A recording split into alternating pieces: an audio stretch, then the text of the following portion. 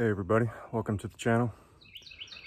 Coming to you from our small parcel, 8.5 acre tract in middle Tennessee. I'm reopening up this channel. I had this a year or so ago, and trying to put out content constantly coming up, and just constantly trying to make sure I had content became over demanding and was no longer fun. So I took it down, and I'm just wanting to come at this from a different direction now. Not have to where I'm constantly making sure I've got content, making sure I'm videotaping everything, and trying to keep this fun and informational, and maybe even as just my own self-documentary as far as what I'm doing to the property. So we bought this property in 2021, real late summer. Matter of fact, the day I closed, I run out here with a four-wheeler sprayer and everything, and got one food plot in so I could hunt for the season. Since then, I've added another food plot up here on the other side of the camera, well, up that direction towards the house, and I've done a lot of stuff. I've put in pine trees. I've put in tulip poplars. I'm creating screen. I'm creating barrier. I've got another screen project that I just posted on our Facebook page about. It's small parcel hunting on Facebook.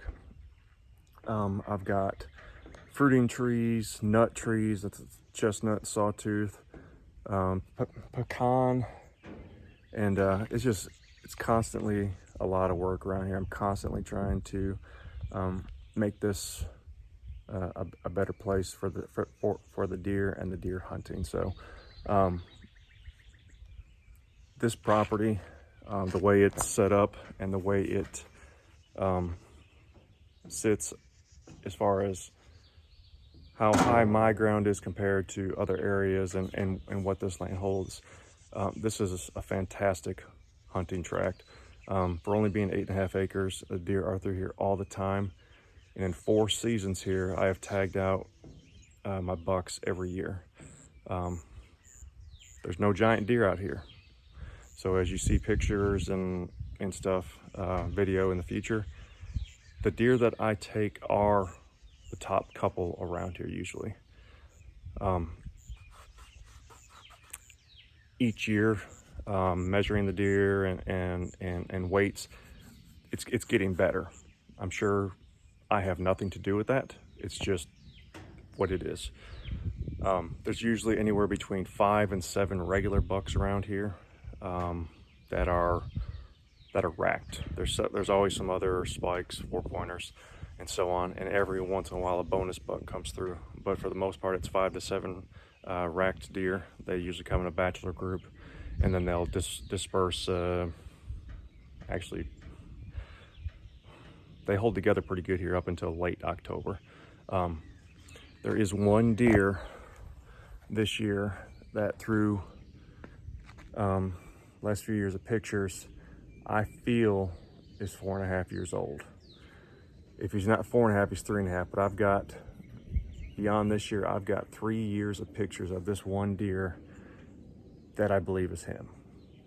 And I think the reason he's made it so long, he's basically a one rack deer. His I think his right side is was a tremendous 4 last year, and then his other side is just like a weird spike. He's never been, from the pictures I've got, a dual rack buck. So I think that's why he's made it. People just haven't wanted to shoot him, but because I've been keeping up with him, watching his age and seeing how big he was last year, and I almost pulled the trigger on him last year. He is an absolute target this year. I won't mind spending a tag on him. Bugs. So we're gonna be watching for him, and we're gonna see what else is around. I'm really anxious to see if anything comes around that will interest me in getting out here for our velvet hunt at the end of August. That's something I have yet to accomplish, is getting a velvet buck here. I've maybe hunted 3 or 4 of the years that we've had it, and a few of the years I went out one time. Anyone who knows the South, it's freaking hot, and unless you got a deer really worthwhile to target, it's not worth getting out.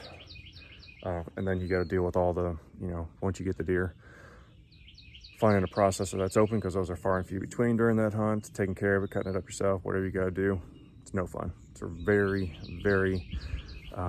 it feels demanding. So but as we get some more content and I show you around, and I've got another video loaded up that'll come out here, just a small clearing video that I'm working on. But I'll be going over the food plots here. I've got spring and summer plots planted as of April 23rd, and then we'll go over that and show some of these screening projects and whatnot going on. So we'll be coming at you.